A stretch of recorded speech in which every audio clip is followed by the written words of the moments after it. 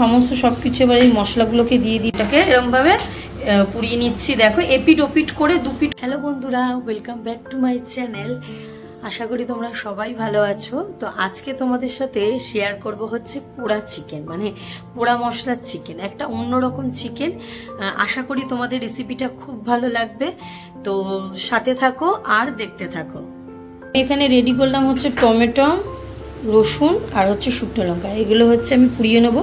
আচ্ছা, আমার কাছে নেট জালটা নেই, একটা হচ্ছে ঘন জাল যেটা হয় ওটা নেই, তো এটা রুটি শেখার বড় এই জালটা ছিল, তো এই জালটার মধ্যেই তো করব। তো চলো কিভাবে করি তোমাদেরকে দেখাচ্ছি।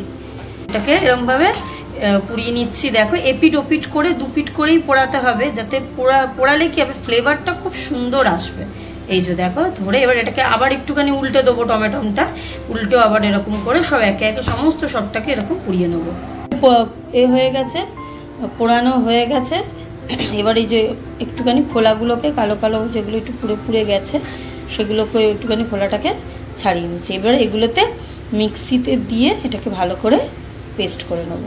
কড়াই দিয়ে দিলাম হচ্ছে সাদা তেল। আচ্ছা, মাংসের মধ্যে দেবো হচ্ছে একটুখানি আলু, কেন ঘরে বাচ্চা কাচ্চা আছে, তো একটুখানি আলু ওরা পছন্দ করে, তো আলুটা দেবো।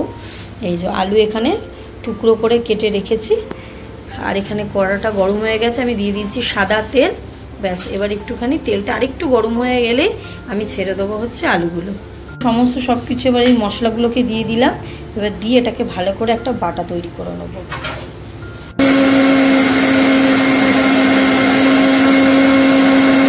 এই যে আলুগুলোকে আমি ছেড়ে দিলাম, একদম তেলটা গরম হয়ে গেছে, একটুখানি লাল লাল করে ভেজে নেবো।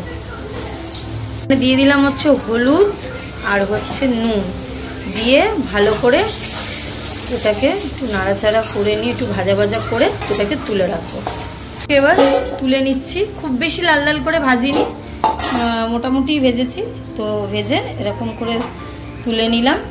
এবার ওই তেলের মধ্যেই দিয়ে দিলাম হচ্ছে তেজপাতা, শুকনো লঙ্কা ফোড়ন, এবার দেবো হচ্ছে একটু পেঁয়াজ, দিয়ে দিলাম হচ্ছে পেঁয়াজ। এই পেঁয়াজটাকে একটু বেশ লাল লাল করে ভাজবো। আজকের কিন্তু চিকেনটা কিন্তু মানে করছি আমরা ছাল সমেত, তো ছাল সমেত মুরগি যেন একটা আলাদাই টেস্ট হয়। এটা পোলট্রিরই মুরগি, কোনো দেশি মুরগি না, তো পোলট্রিরই মুরগি ছাল সমেত করব। এটাকে জল একদম ধুয়ে ঝুড়ির মধ্যে মা একদম রেডি করে রেখে দিয়েছে, একদম শুকনো করে জল ঝরিয়ে।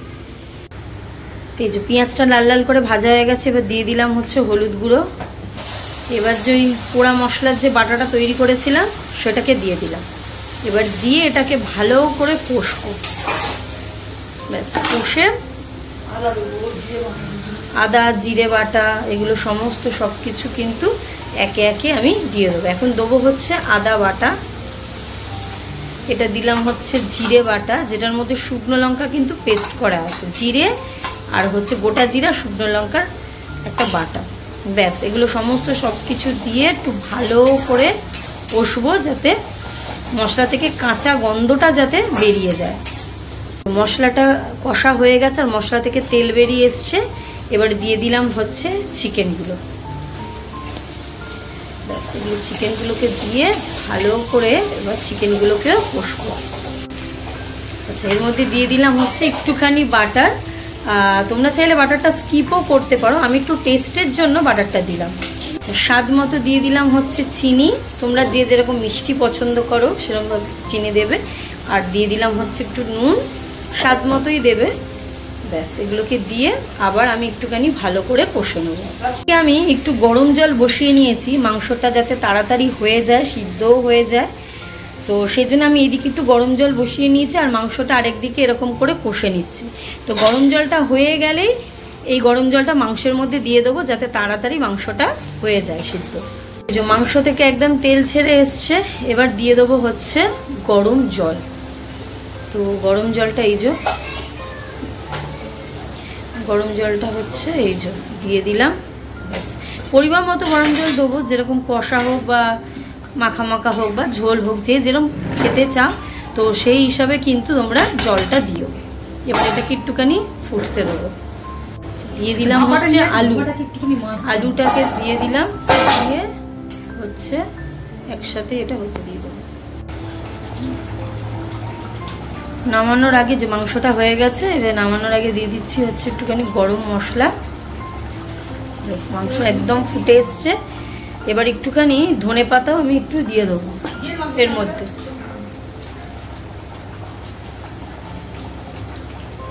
এই যে ধনে পাতা একটুখানি ছড়িয়ে দিলাম ফ্লেভারের জন্য। আচ্ছা, যে যেরকম মানে একদম অনেকে শুকনো খেতে পছন্দ করতে পারো, একদম শুকনো রাখতে পারো, আর যদি মনে করো যে একটুখানি ঝোল ঝোল রাখবে সেটাও রাখতে পারো। আমার কিন্তু চিকেনটা একদম কিন্তু রেডি। নিয়ে নিচ্ছি চিকেনটা, একদমই কিন্তু আমার চিকেনটা কিন্তু রেডি হয়ে গেছে। দেখো একদম রেডি।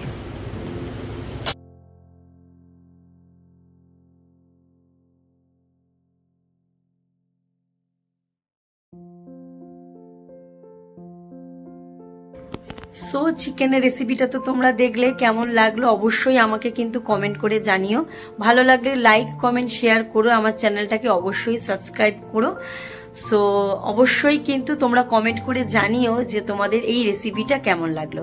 সবাই ভালো থেকো, সুস্থ থেকো, দেখা হবে নেক্সট ব্লগে।